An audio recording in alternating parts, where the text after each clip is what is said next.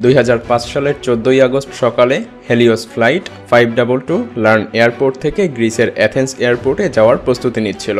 সকাল 9টা 7 মিনিটে flight take off করে। প্লেনে ছিল 115 জন প্যাসেঞ্জার এবং 6 জন ফ্লাইট ক্রু মেম্বার সহ মোট 121 জন। ফ্লাইটের পাইলট ছিল German pilot Hans Jurgen Martin, যার কিনা 16,900 ঘন্টা প্লেন উড়ানোর অভিজ্ঞতা ছিল। কো পাইলট ছিল 51 বছর বয়সী প্যামস সেরাল্যামস, যার কিনা 7,449 ঘন্টা প্লেন উড়ানোর অভিজ্ঞতা ছিল।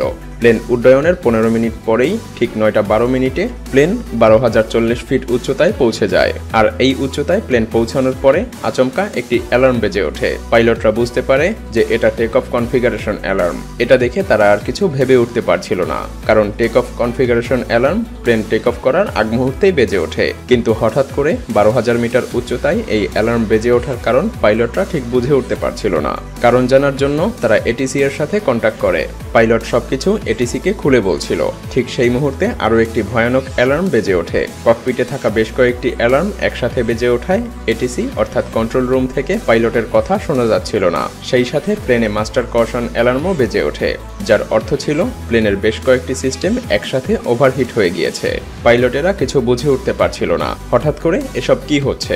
এসব অ্যালার্ম শুনে যাত্রীরা উত্তেজিত হয়ে পড়ে। ক্রু মেম্বাররা তাদেরকে শান্ত করার চেষ্টা করতে থাকে। প্যাসেঞ্জাররা নিঃশ্বাস নেওয়ার সময় অক্সিজেনের অনুপস্থিতি বুঝতে পারছিল।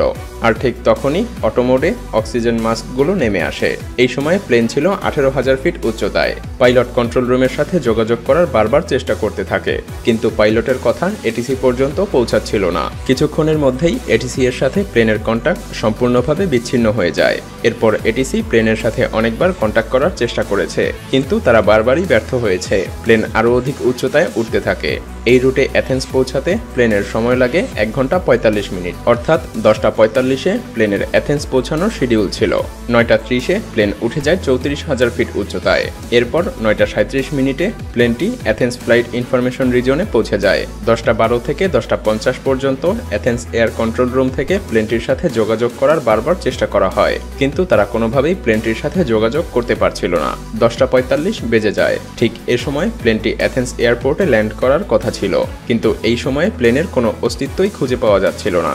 ভয়ানক কিছু ঘটেছে ভেবে অ্যাথেন্স এটিসি থেকে 2টি F-16 ফাইটার জেট প্লেনটিকে খুঁজতে পাঠানো হয়।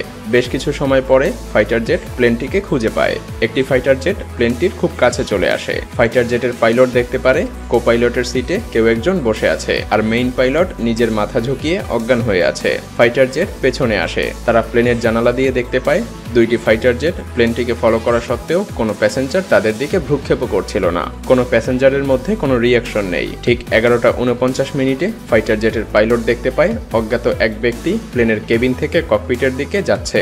কিছু সময়ের জন্য সে প্লেনের পাইলটের সিটে বসে পড়ে। ফাইটার জেটের পাইলট সিগন্যাল দিতে থাকে। সেই ব্যক্তিও ফাইটার জেটের পাইলটদেরকে কিছু একটা বলার চেষ্টা করে, কিন্তু সে কোনোভাবেই বলতে পারছিল না। তার 1 মিনিট পরেই প্লেনের লেফট ইঞ্জিন কাজ করা বন্ধ করে দেয়, আর প্লেনটি বাম দিকে হেলে নিচের দিকে পড়তে থাকে। ঠিক 12টার সময় প্লেনটির রাইট ইঞ্জিন কাজ করাও বন্ধ করে দেয়। সেই ব্যক্তি প্লেনের কন্ট্রোল সম্পূর্ণভাবে হারিয়ে ফেলে। 12টা 4 মিনিটে প্লেনটি অ্যাথেন্সের 4 কিলোমিটার দূরে পাহাড়ি একটি অঞ্চলে এসে ক্র্যাশ করে। প্লেনটি ক্র্যাশ হওয়ার ফলে প্লেনের মধ্যে থাকা সবাই মারা যায়। একবার অনুভব করুন, ফাইটার প্লেনের 2 জন পাইলট 121 জনকে মুহূর্তের মধ্যে মৃত্যুবরণ করতে দেখে তাদের অনুভূতিটা কেমন হয়েছিল। তারা শুধু দেখেই যাচ্ছিল, কিন্তু কিছু করতে পারছিল না। এরপর হেলিও প্লেনটি ক্র্যাশ হওয়ার ঘটনা সকল নিউজ পেপারের হেডলাইন হয়ে যায়। পুরো বিশ্বব্যাপী সবাই জেনে যায়। দ্রুত রেস্কিউ অপারেশন চালানো হয়। সকল ডেড বডি প্লেন থেকে বের করা হয়, কিন্তু সেই ডেড বডিগুলোর ময়নাতদন্ত শেষে রিসার্চাররা বুঝতে পারে প্লেনে থাকা সবাই প্লেন ক্র্যাশ করার অনেক আগেই মৃত্যুবরণ করেছিল। এখানেই শেষ না, বেশ কিছু প্রশ্ন থেকে যায়। পাইলট যখন আগে থেকেই মারা গিয়েছিল, তাহলে 2 ঘন্টা যাবৎ প্লেনটিকে কে কন্ট্রোল করছিল? এর উত্তর হলো, আগেই বলেছি, ককপিটের দিকে কেউ একজনকে আসতে দেখা গিয়েছিল। সে ছিল flight attendant Andreas. Plane crash হওয়ার আগ মুহূর্তে অ্যান্ড্রিয়াস অ্যাথেন্সের এয়ার কন্ট্রোল রুমের সাথে যোগাযোগ স্থাপনেরও চেষ্টা করেছিল। অ্যান্ড্রিয়াস কন্ট্রোল রুমের সাথে 5 বার মেডি মেডি বলতে থাকে। Mayday. Flight 5. অ্যান্ড্রিয়াসের কাছে এমন কোনো অভিজ্ঞতা ছিল না যা দিয়ে সে বোয়িং প্লেনকে কন্ট্রোল করতে পারবে। তবে শেষ পর্যন্ত সে প্লেনটিকে একটি জনমানবহীন এলাকায় নিয়ে যেতে সক্ষম হয়। এক্সপার্টরা তদন্ত করে জানতে পারে প্লেন যখন বাম দিকে হেলে পড়েছিল তখন প্লেনের বাম ইঞ্জিনের ফুয়েল শেষ হয়ে গিয়েছিল। কিন্তু এরপরে ইনভেস্টিগেট অফিসাররা এর আসল কারণ জানতে পারে। তারা কন্ট্রোল প্যানেলে একটি বাটন দেখতে পায়। এটা ছিল প্লেনের প্রেসারাইজ বাটন। এই বাটন দেখে অফিসাররা সবকিছু বুঝতে পারে।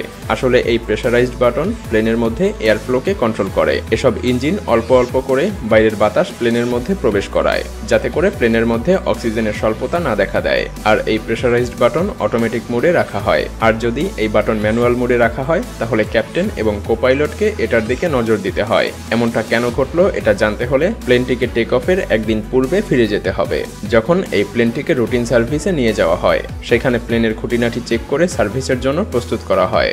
আর এখানেই সার্ভিসম্যানেরা প্রেসারাইজড বাটন ম্যানুয়াল মোডে রেখে পাইলটের কাছে বিমানটিকে হস্তান্তর করে। প্লেন টেক অফের সময় পাইলট এবং কোপাইলট প্রেসারাইজড বাটনটির দিকে তাকানোর কোনো সময়ই পায়নি। ফলে বাটনটি ম্যানুয়াল মোডেই চালু থাকে, যার ফলে প্লেনের মধ্যে ধীরে ধীরে অক্সিজেন স্বল্পতা দেখা দেয়। যাত্রীদের মাথা ব্যথা শুরু হয়। পাইলটেরা অ্যালার্ম ঠিকই শুনতে পেরেছিল, কিন্তু দুর্ভাগ্যবশত তারা প্রেসারাইজড বাটনটির দিকে মনোযোগ হারিয়ে ফেলে, যার ফলে প্লেনের মধ্যে মারাত্মক অক্সিজেন স্বল্পতা দেখা দেয়। আর পাইলটেরা আস্তে আস্তে জ্ঞান হারিয়ে ফেলে। কেবিনের অক্সিজেন মাস্ক অটোমেটিকভাবে নিচে নেমে আসে, তাই যাত্রীরা ক্ষণিকের জন্য অক্সিজেন পেয়েছিল।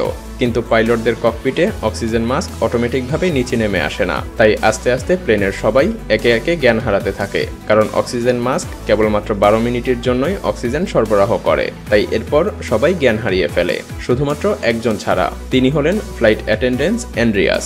আপনারা হয়তো ভাবছেন অ্যান্ড্রিয়াসের কেন কোনো অক্সিজেন ঘাটতি দেখা দিল না। আসলে অ্যান্ড্রিয়াস ছিল একজন স্কুবা ডাইভার, আর স্কুবা ডাইভারেরা তাদের নিঃশ্বাস লম্বা সময় পর্যন্ত ধরে রাখতে পারে। তাই অ্যান্ড্রিয়াস এই পরিস্থিতিতে বেশ কিছুক্ষণ তার শ্বাস প্রশ্বাস চালিয়ে যেতে থাকে। ইতিমধ্যেই সবাই লাশ হয়ে গিয়েছে, আর অ্যান্ড্রিয়াস তার সর্বোচ্চটা দিয়ে প্লেনটিকে ল্যান্ড করানোর চেষ্টা করতে থাকে। কিন্তু সে শেষ পর্যন্ত ব্যর্থ হয় এবং প্লেন ক্র্যাশ করে। প্লেনে থাকা সবার মৃত্যু হয়। এই ঘটনার 15 মাস পরে অ্যাথেন্স এয়ারপোর্ট কর্তৃপক্ষ একটি রিপোর্ট প্রকাশ করে।